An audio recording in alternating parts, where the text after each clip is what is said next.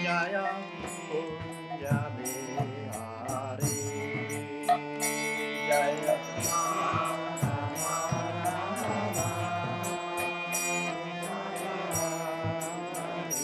Jaya Radha Madhava Kunja Bihari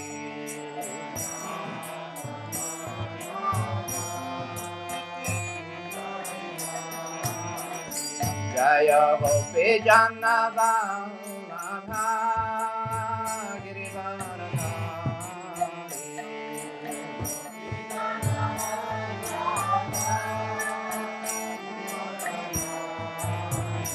Jaya Gopi Jannava Radha Girivaradhari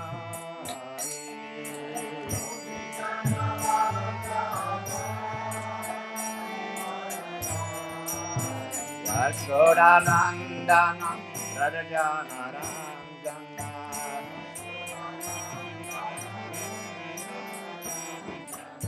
Yashoda Nandana Radhajana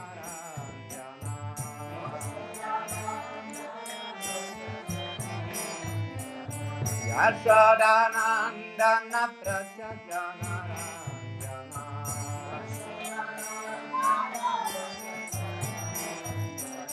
Yamuna Tira Vanachari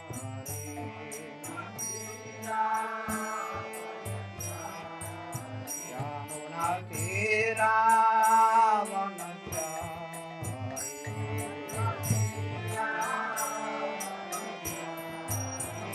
Jaya Radha Madhava Kunja Bihari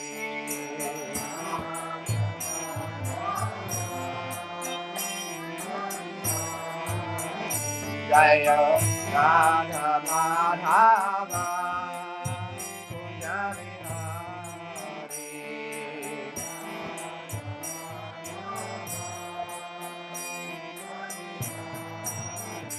Jaya Gopi Jannava Radha Girivaradhari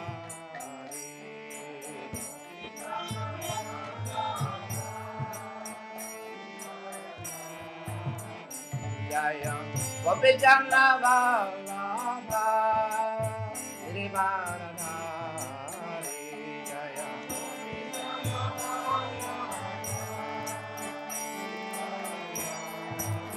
Yashodanandana Prasajana Ranjana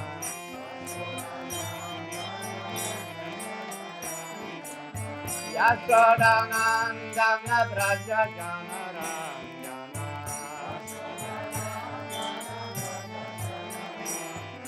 Yamuna Tira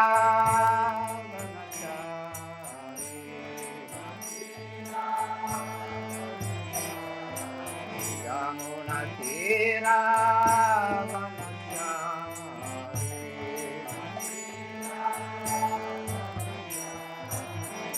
Jaya Radha Madhava Kunja Bihari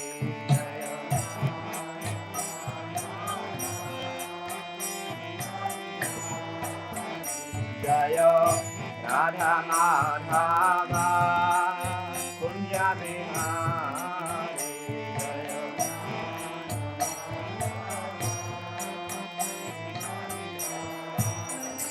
Hare Krishna Krishna Krishna Hare Hare Hare Rama Rama Rama Hare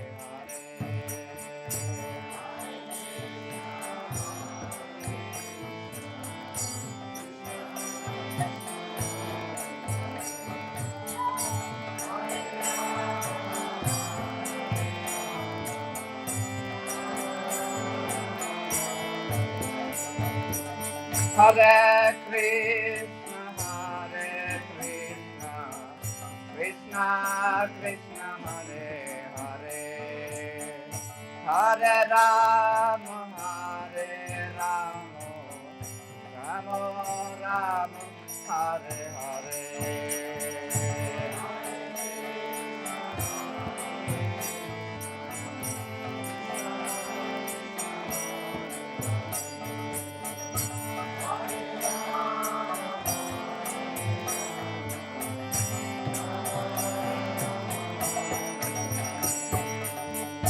Hey Govinda, Hey Gopal, Kesava Madhava, Vinodaya. Hey Govinda, Hey Gopal, Kesava Madhava, Vinodaya. Hey Govinda, Hey Gopal, Kesava Madhava, Vinodaya.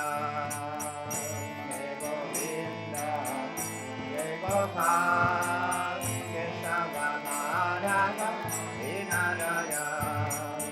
Vinodaya, Prabhu, Vinodaya. Kesava Madhava, Vinodaya. Vinodaya, Prabhu, Vinodaya. Kesava Madhava, Vinodaya. Vinodaya, Prabhu, Vinodaya. Kesava Madhava, Vinodaya.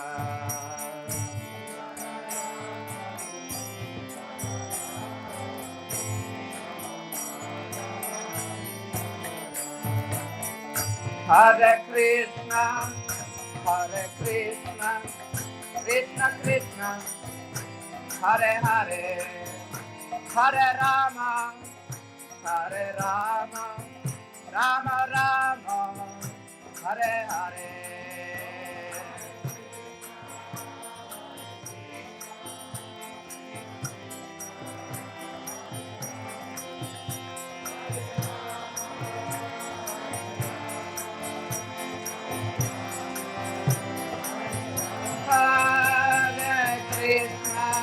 Hare Krishna, Krishna Krishna, Hare Hare, Hare Rama,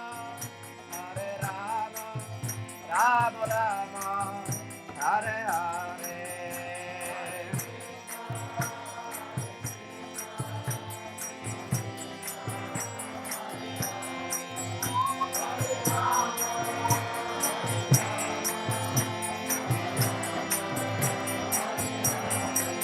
Jaya Narasimha, Jaya Narasimha, Jaya Narasimha, Jaya Narasimha.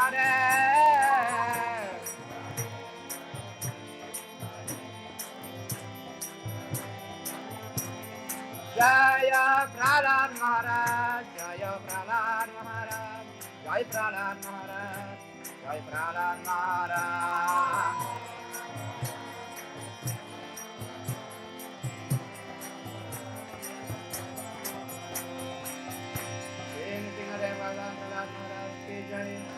Jaya Radha Madhava ki jai, Shri Gaunita Sundar ki jai, Shri Prabhupada ki jai, Ananta Kote Vaishnava Vrinda ki jai.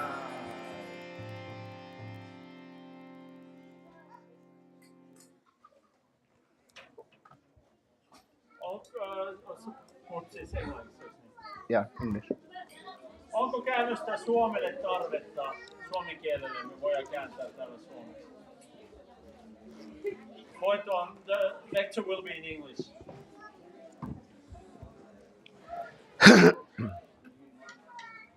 All right, everybody, warmly welcome today to this auspicious day of Nrsimhadeva's appearance day.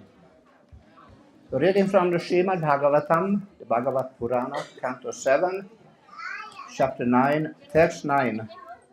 This chapter is called Prahlad pacifies the Lord with prayers. And text 9. You can follow in the word for word. Wait.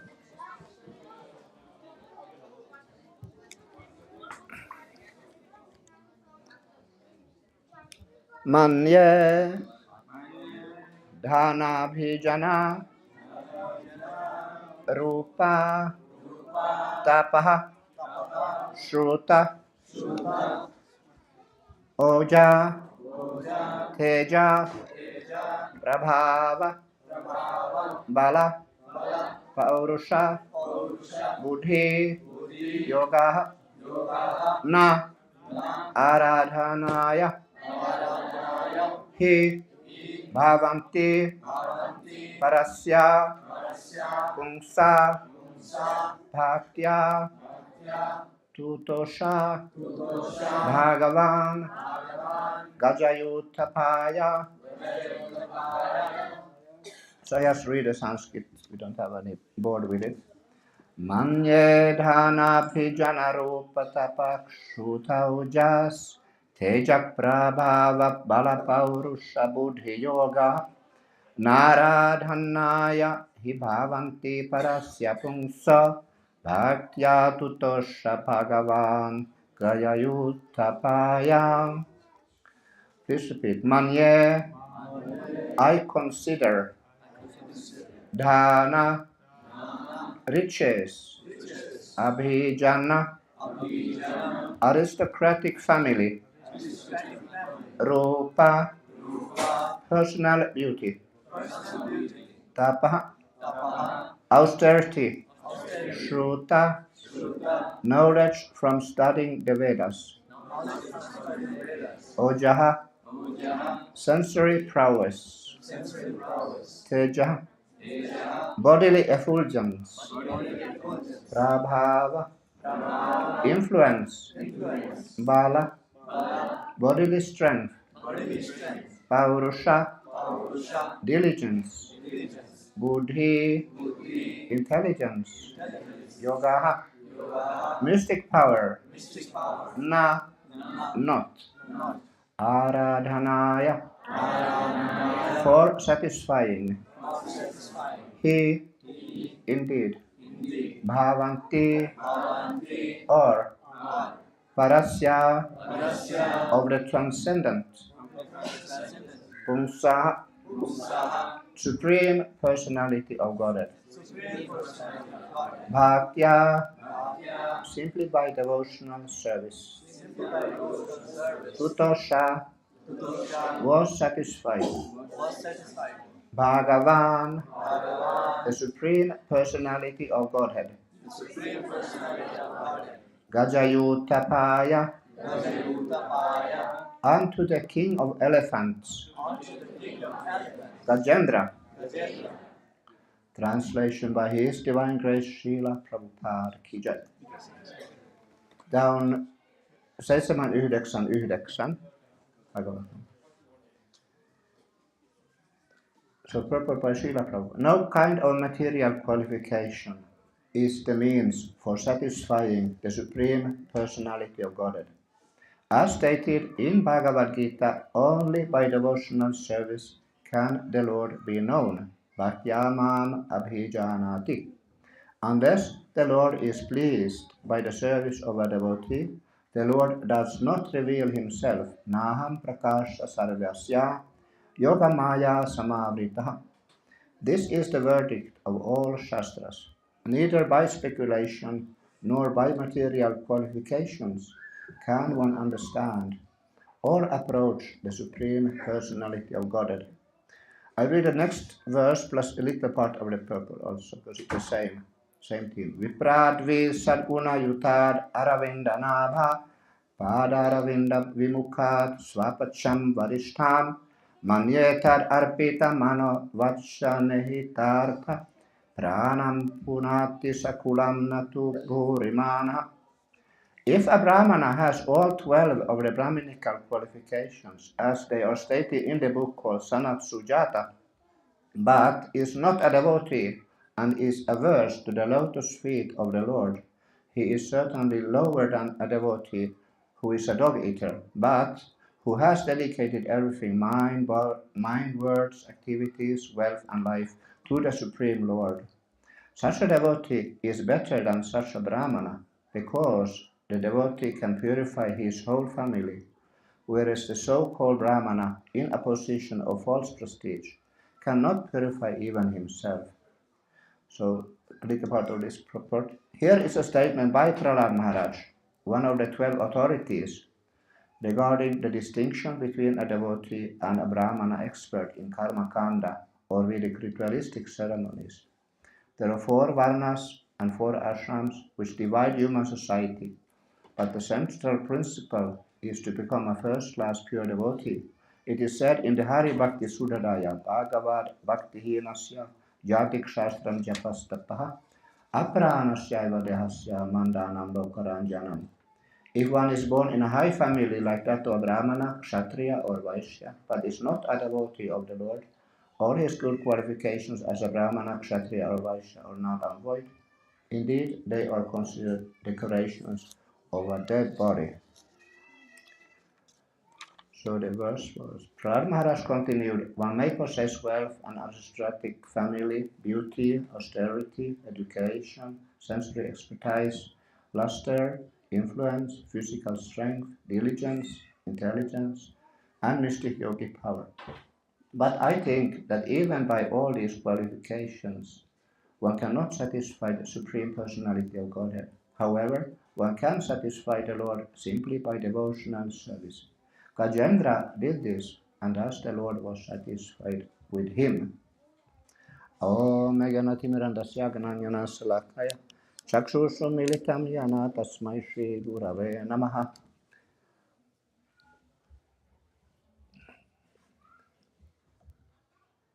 Srila Prabhupada, he said in one purport to this, in one lecture to this verse, that Gajendra, he was actually an animal, and there was also in the Ramachandra's pastimes one bird. Who remembers the name of the bird? Jatayu was the bird. They both were animals, but Gajendra, he surrendered to the Lord when he was in deep trouble, being attacked by a crocodile in water, and thus he was saved, and Lord was very satisfied with him. And Jatayu, in Lord Ramachandra's pastimes, he saw that this wicked Ravana had taken the wife of Lord Ram, Sita Devi, and the bird attacked Ravana to try to save Sita from although the bird then lost the fight, but he tried, and for that the bird is greatly loved, appreciated by the Lord, because the bird showed his heart and acted accordingly. So in this verse, it is stressed that no material qualifications is the means for satisfying the Supreme Lord. Well, there is a philosophical background to that, is that we ourselves, we are spirit souls. We are of Anu-Atma, very insignificant size compared to the Paramatma or Supreme Lord.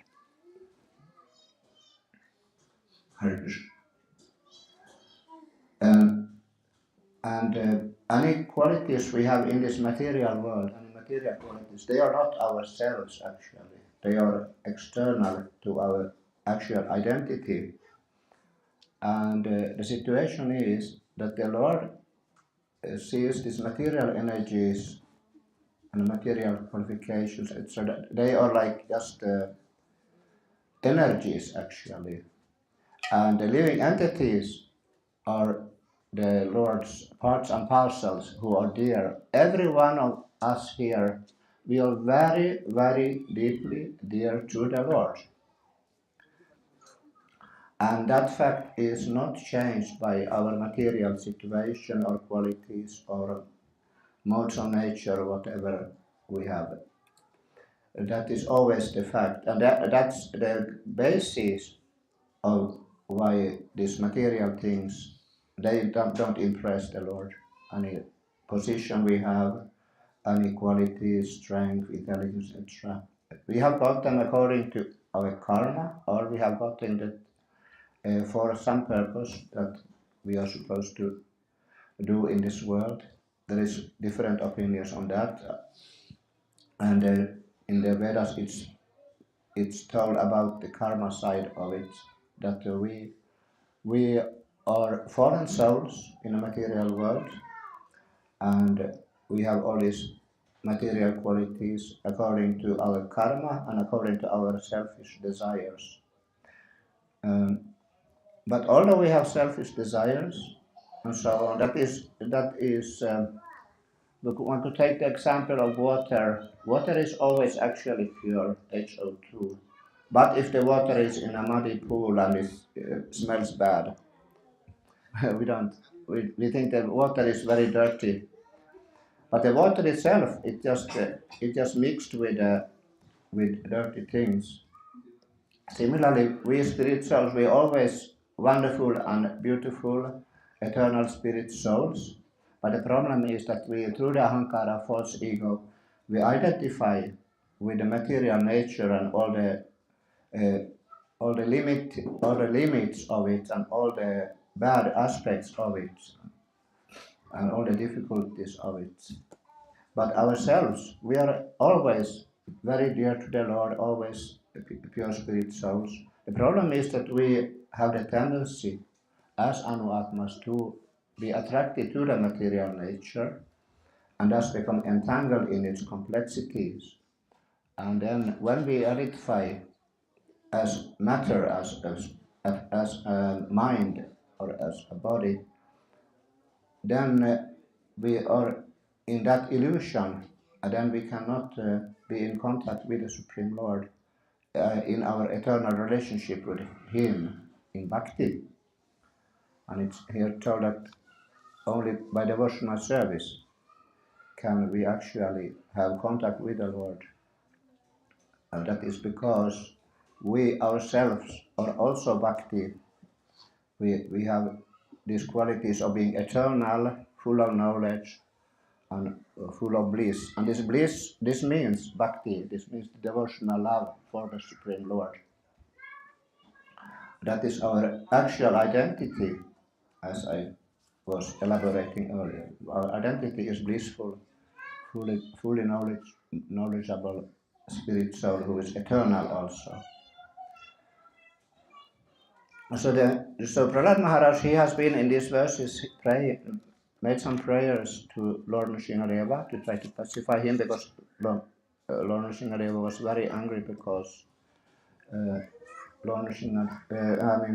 because this Hiranyakashipu, he had been attacking his dear devotee Prahlad Maharaj in so many ways. We remember how Prahlad Maharaj, he was born into this family of Hiranyakashipu and the rest of them, and how when he was in the womb of his mother, Narada Muni was there because his mother was situated in a hermitage where Narada Muni was. And Narada Muni, he very kindly, he was every day like preaching or reciting holy scriptures and giving spiritual words. So Prahlad Maharaj was listening in the womb. So he became naturally a devotee. Prahlad Maharaj is known, Narad Muni, he is known as the eternal spaceman. He's always traveling from one place to the other, and he has his Veena instrument, and he is playing on that transcendental hymns, glorifying the Lord. And whenever he sees fit, he takes part in some situations and arrange for things to develop in certain ways. So in this case, Hiranyakashipu, he had got the benefits, the blessings of Lord Rama, kind of to not be killed by anybody, kind of being eternal or never die. He thought so, but we will see. Because this Hiranyakashipu, he did very severe austerities. So finally, it like choked the whole universe. He was so absolutely determined that he wanted something material, that he made huge austerities. So then Lord Brahma approached him, and he asked for the benediction of that no enemy will never defeat him, and he will become immortal. But Lord Brahma said, I will also die. Or of course, Lord Brahma, if he dies after a few billions or hundreds of billions of years, that's an eternity for us, of course. But still, he admitted he is not eternal, so no, I cannot give you blessing of eternal. But then this Hiranyakashipu, he asked for the benediction that he will not be killed on inside or outside a building, nor should he be killed by any human or animal, and not during the day and not during the night. Like this, he was asking for different benedictions. And Lord Brahma, he agreed to this. And thus, Hiranyakashipu, he was very jubilant in his wicked, nasty way. And then he went and conquered the whole universe, so to say.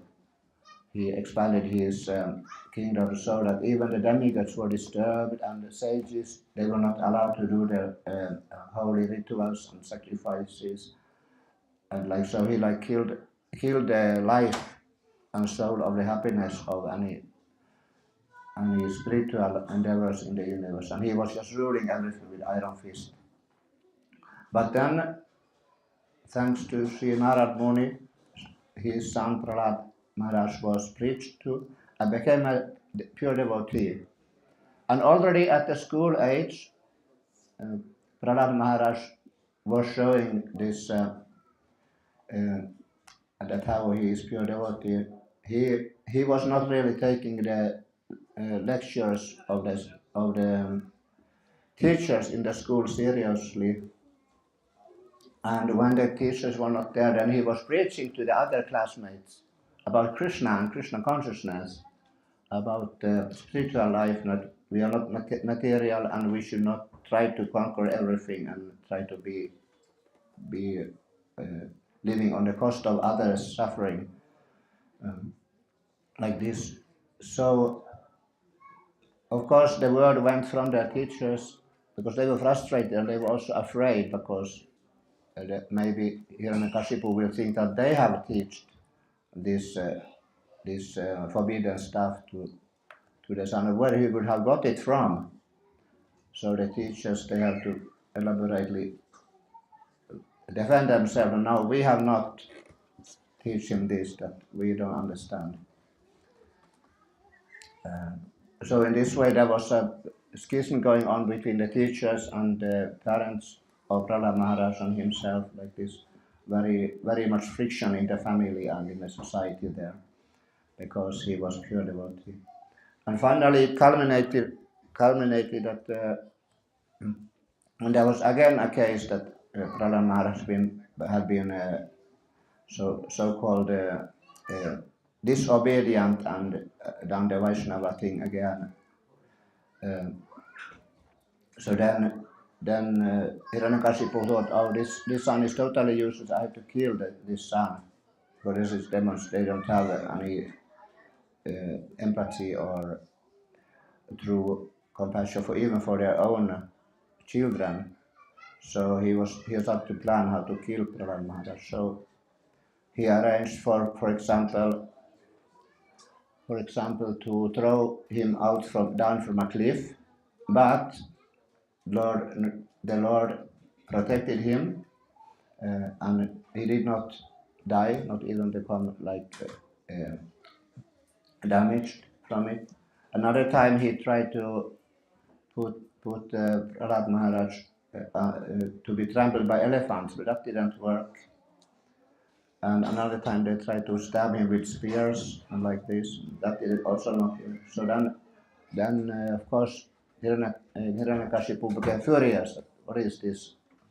This is intolerable. What's going on here? And finally he asked Prahlad Maharaj right in there, where are you getting your powers from? What is this? And then Prahlad Maharaj just answered, I'm getting my powers from the same place as you, from the Supreme Lord. And then it also culminated in the final thing that what is this Lord thing? Yeah, then Prahlad Maharaj explained that the Lord is everywhere. He is in every atom and everything in the universe, and he is also the maintainer of everything. So then Hiranyakashipu really freaked out. Is he also in this pillar? What is this nonsense speaking? But then Prahlad said, yes, he is also in the pillar. So then Hiranyakashipu, he really completely lost it. He just smashed the pillar with his sword, heavy big sword. And then Lord Nrsingadeva came out from the pillar. And then they had a big fight. They were fighting for a long time. And of course, Lord Nrsingadeva, he didn't really have a problem, but he was having fun killing the demon who had terrorized the whole universe and attacked his pure devotee also. And finally, Lord Nrsingadeva, he took this Hiranyakashipu demon to his lap and just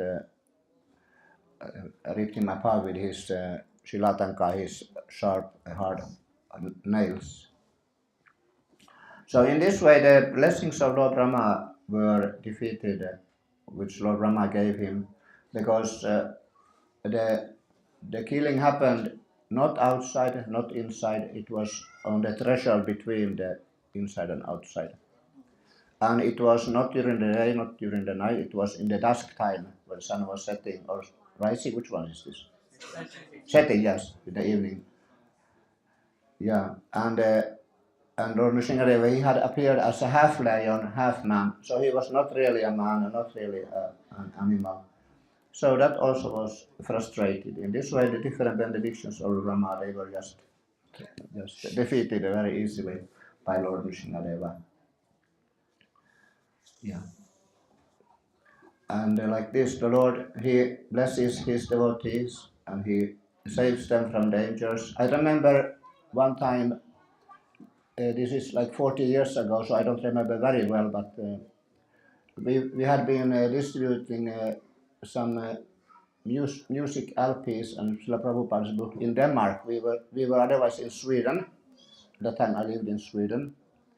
And we had taken a tour to Denmark. It was autumn time.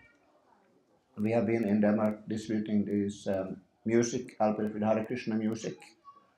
And then we were traveling back through South Sweden, and it was snowing. It was very, very slippery. So in front of our van on the highway, there was a big lorry with two parts of this long lorry. And suddenly the lorry started to go like this. So we understood that this lorry is in big trouble. So somehow, by the Lord's mercy, I started to chant Nrsingadeva mantra. And finally, we found ourselves in the ditch. Our van had gone into the ditch with head first. Not a very deep ditch, but still. And behind this lorry, there was another lorry. And that lorry, it smashed into the first lorry. So that lorry, it tilted and a lot of bags of peanuts went onto the field there. Because it broke up a little bit, this lorry. So by Lord Nrsingadeva's mercy, we were not in between those two, because if we were, it would have been not very nice, I guess. So the Lord was so merciful that this van got dragged out from the ditch, and we could continue the travel to New Radhakunda, where we lived at the time, the Korsnäsgård Hare Krishna temple in the south of Stockholm in Sweden. So that was really fantastic. I remember Vegavan Prabhu, Prabhupada's disciple Vegavan Prabhu. He was the temple president at that time. So we got Nrsingadeva medal. Unfortunately, I lost it at some point. I don't have it anymore. But this is like this kind of memorable experience how Lord Nrsingadeva protects the devotees.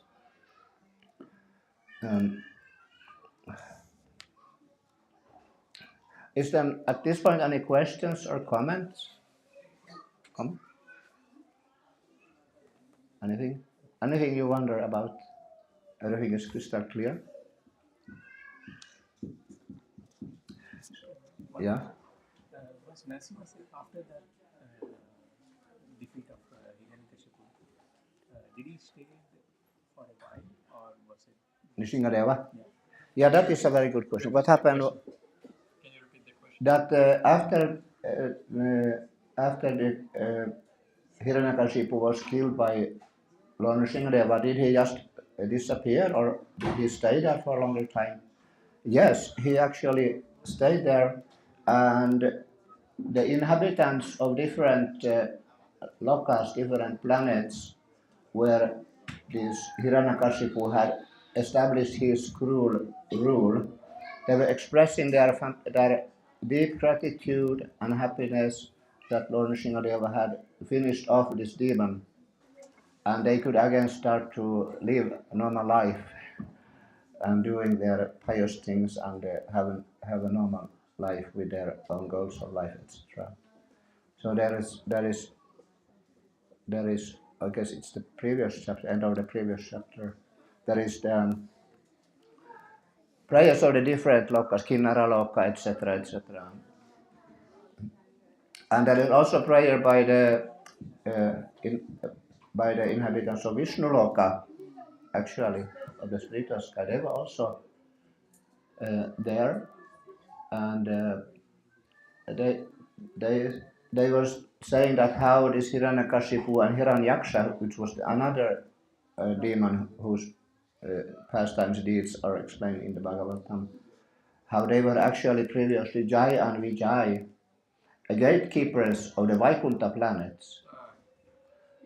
And Jai Vijay, they got in trouble because the four Kumaras, who are the sons of Brahma, if I remember correctly. Oh yes. Yeah, yes, for Kumaras, they wanted to go to Vaikuntha, and actually, the Jai Vijay, they found a reason why these four Kumara boys, they were like small brahmachari boys in their appearance, because they just wanted to be completely celibate, etc. So they had chosen to stay brahmachari. And naked. Yeah, so they were not allowed into Vaikuntha, and therefore these four Kumaras, they became offended and they cursed these Jai and Vijay. And then Lord Vishnu consulted them and told them that you can choose if you want to be um, 7 lives there or 3 lives. And the 3 lives means you will, because they were to be sentenced to go into the lower material world.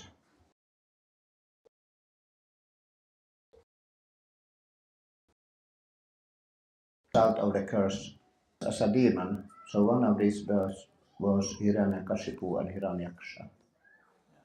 Yeah. So like this.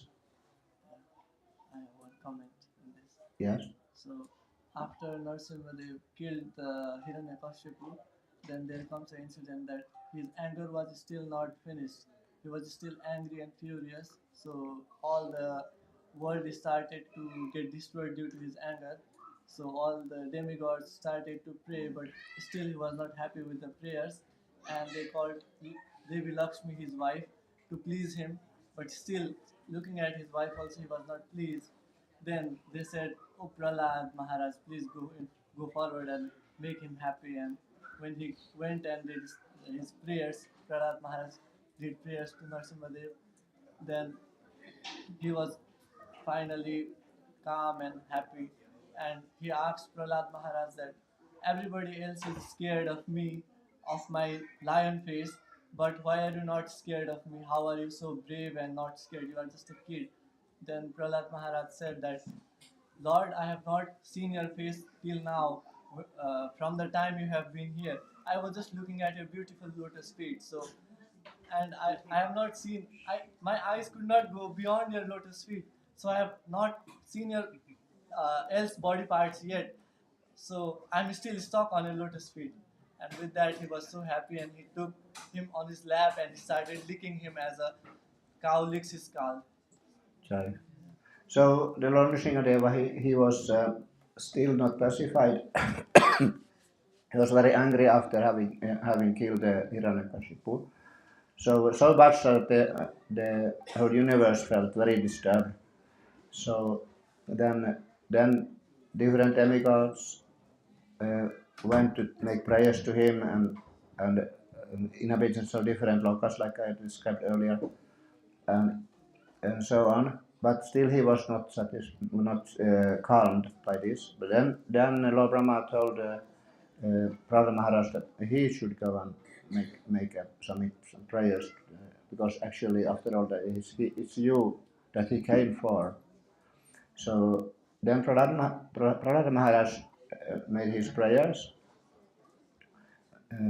like we read a couple of them here, and then the Lord was pacified, and then the Lord Nrsingadeva asked Prahlad Maharaj, how come people are those here are very afraid on my furious face. How come you are not fearful? Yeah, because I have been looking at your lotus feet only. I have not been able to look at anything else. So that's why. And then Lord Nrsingadeva was very satisfied with Prahlad Maharaj and just took him on his lap. Hare Krishna. Okay, repeat after me. Shri Nrsimha Jai Nrsimha Jai Jai Narasimha Dev.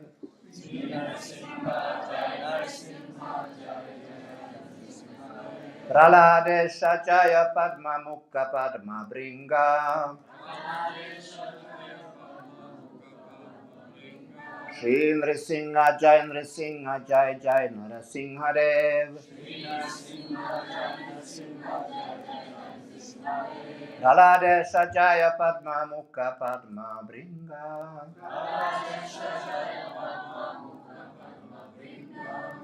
Shri Nrsimha Jai Nrsimha Jai Jai Narasimha Dev. Praladesha Jaya Padma Mukha Padma Bringa.